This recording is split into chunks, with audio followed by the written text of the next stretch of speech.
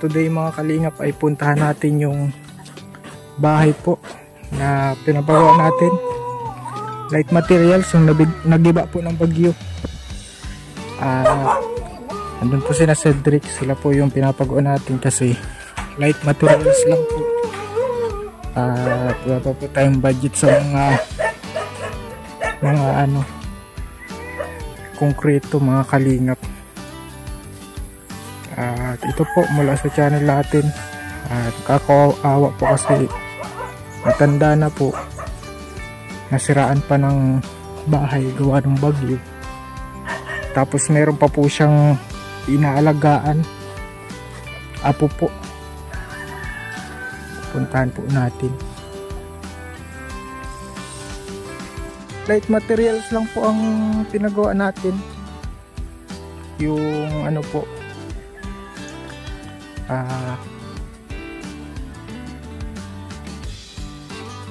andyan po sila Cedric. Nay, ay naglalaba ka po kung mga kalingap yung giniba na ito. Mga ganyan pong klase papagawa natin. At may extra daw pong hollow block si nanay. Natin, dagdag na natin para hindi masayang. Ayan po si Cedric ang natin karpentero, foreman. Ay grabe,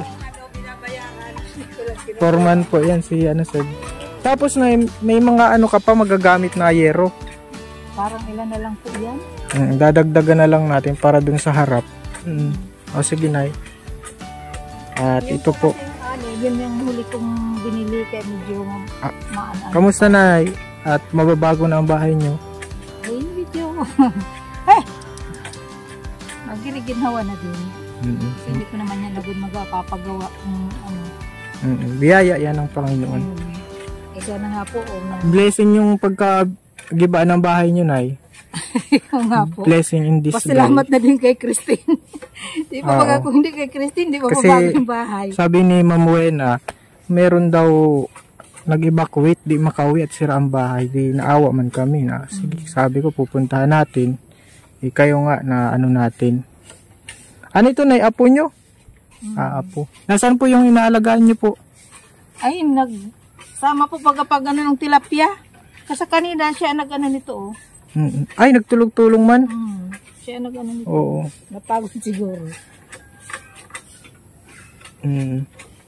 At ay ko wala ka naman pasok. Body na lang natin ay at Opo, sayang man din yung ko doon na hollow block.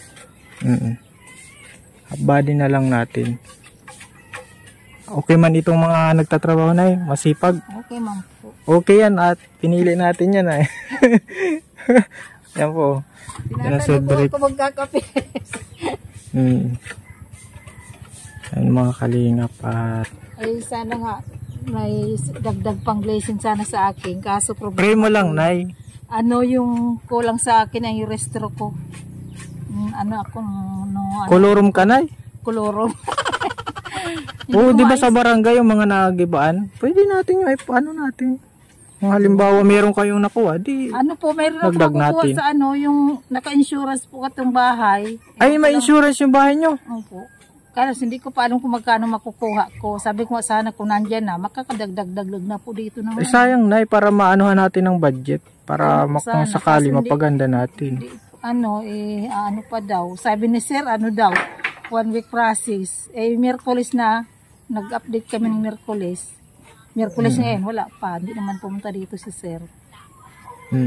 Yung nga pong ko kasi sayang din po baga. Oo, may dagdag ba sa yero? Sa kasi lang yan ay talagang walang sponsor dyan ay lang talaga yan sa udyok ng paglingap. Ay kahapon nga nalaman kasali daw naman ako sa listahanan. Kasali ka din ay? Kahapon ko lang po nalaman.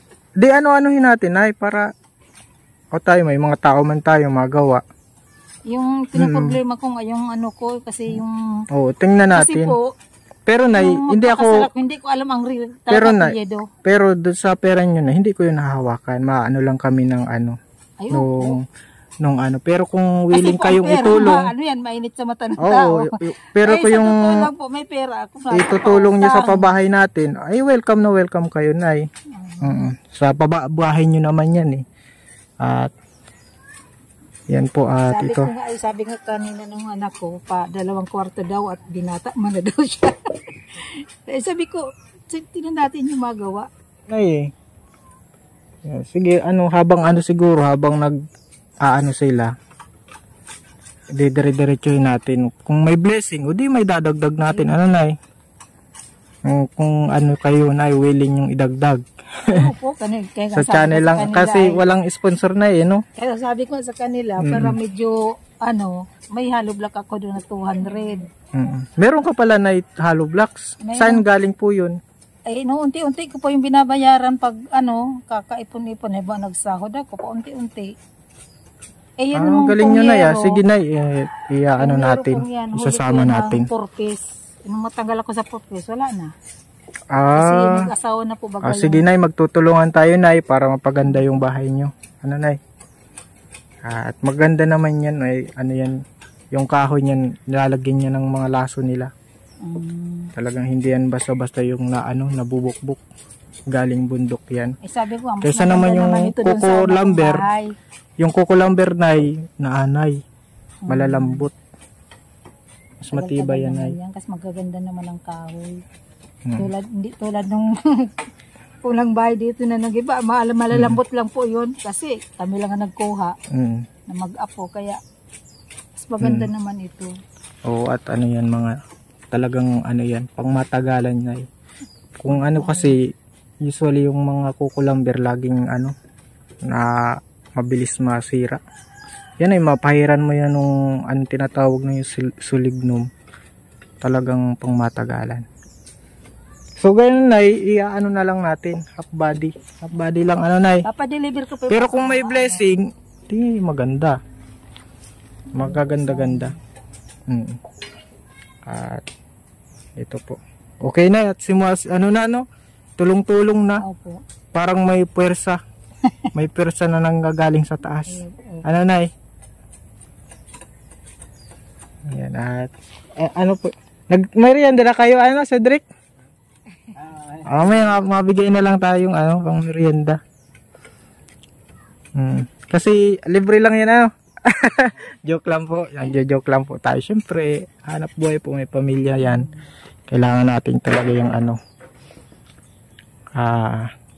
bigyan ng sahod. Kapagtinda, ang mahal ng isda. Nagtitinda ka ng isda? Nay? Kaso mahal po ang puhunan. Kaya. Oo, mapapagaganda nyo, Nay. Minsan nalulugi. Nice. Tsaka itong semento, mga kalinga, papakinabangan pa ito. Matibay pa po yung semento, Cedric. Tibay pa itong semento. Lalaki-laki na si Sir Alvin. Oo. Sobra na po sa semento.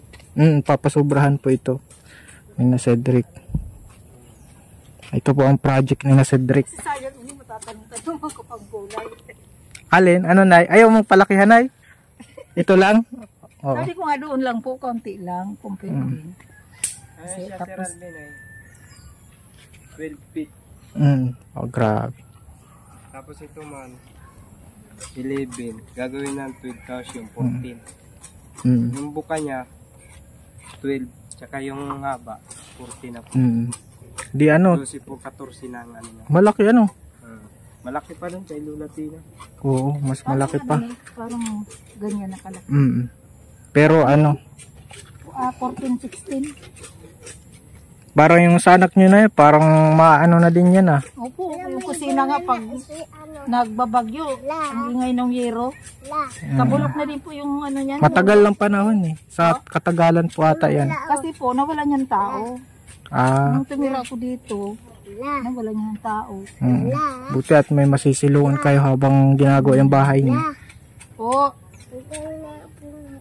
Ay, hindi po. Yan po at yung project natin, update natin. Mga kalingap ay hindi mawawala sa ating kahit light materials po yung gamit natin. At least matutulugan ng maayos. Matibay, hindi ka ng bagyo.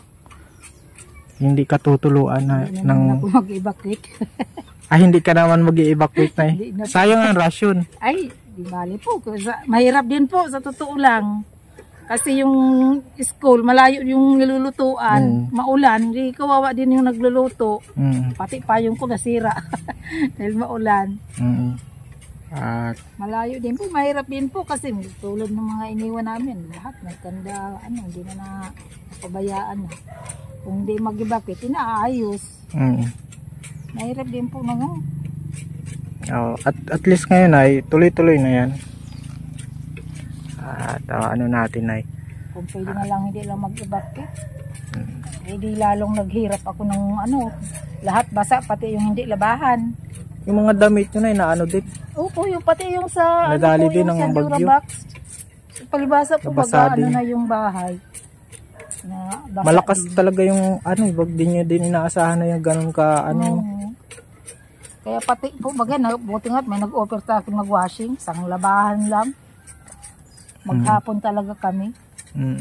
Ay buti na labahan nyo no. Opo, kasi inuna ko nga po Okay. yung maglaban ng yung sabi ko kawawa naman yung mga damit magkakanda. Sige na, yung hollow blocks nyo na isasabay na natin dito na ha. Papa-deliver Oo. na po yun. Kasi sayang naman yun, di yung mapapakinabangan. Mahapbali Pag-ayos natin. ito, kung may pera ako unti-unti, matutulungan ko naman yung anak ko maggawa ng bahay. Ang galing naman yun ay talagang kayo, kahit wala kayong asawa, kayo ito masinot. po kasi ito pong bahay na ito pinagtira ko dito, yung anak ko, tapos ako nagtiyaga ako dyan. Para sabi ko, alam niyo kung paano ng sariling hindi kayo maasa. Pag mayroon ako, buti nga ako, pag mayroon ako. Pag ina nakatahimik talaga, sila. pag ina, walang Pag ina may pera, wala. Oo. Pag ina, hindi makakatiis sa anak, Ngayon na pong pagsahod ko, yung sinahod ko, nandun sa isa kong anak, binigay ko. Ano na yung yan. tinatrabaho ba ganin nyo? Ako po, Oo. nagtitinda-tinda nga po, tsaka yung sa barangay nga, sa tanod. Nagtatanod ka din, tsaka nagtitinda-tinda na ng isda. Sige nay. Maganda yan at deserving kayo. Mahirap Yung kasi yung sinahod ko nga, binigay ko dun sa anak ko. Ay, pero nay, ka, dapat meron kang din sa sarili mo. Habang, susuportahan nyo sila, pero tuturuan din nyo silang umano sa sarili nilang paano. At, Minsan po, pag mayroon ko, hindi ako makatiis. oo. Ganyan talaga, nay. Sabi ko sa kanila, ewan ko na lang, kung sa ibang magulang, nagagawa yan. Ako pag mayroon, kung Bigay pwede lang. lahat nabigyan, Oo. Kaya nay, binabalik naman sa iyo yung blessing. O kahit di nyo inaasahan, may mga blessing. kahit May- dito yung biyanan ko, pag sabi, may bigas ka dyan. Ngayon nga, sabi kayo, wala. Sabi ko, bigas. Nangihingi na naman ng bigas. Ikaw na, Oo. wala na. Ito na, tuloy. Kahit baga wala na yung asawa ko, naalala ko pa din yung biyanan ko. Ilang taon ka na nga pong Balo? Oo, 14 balo. na po. Ay, matagal na nay. Balo na po. Kung ilang taon na yung apo ko, yun din ang Kaya deserving kayo nay kasi sa Bible, ang mga balo daw dapat dapat tulungan. Sabi sa Bible, matatanda, balo yan, ang mga tinutulungan. Kaya deserving kayo nay. At mag-aasawa pa po ba kayo? Hindi na, pagka ganyan magiging asawa lang yung Depende sa mga asawa nay. Siguro. Si nanay. Pagka ganun yung naging asawa Oo. ko sa ayaw ko na. Oo, si nanay ay pa yan si nanay. Parang karoon na ng trauma sa pag-aasawa. Okay. Kaya naman po baga, kahit pa paano. Kamusta naman nay ang pakiramdam at kakabahay na Medyo kayo? magirginhawa na po. Bakit medyo lang nay dapat Hindi pa po tapos. pagtapos na? Ay, tuloy-tuloy yun ay. Wala pa tayong bahay na hindi pinatapos.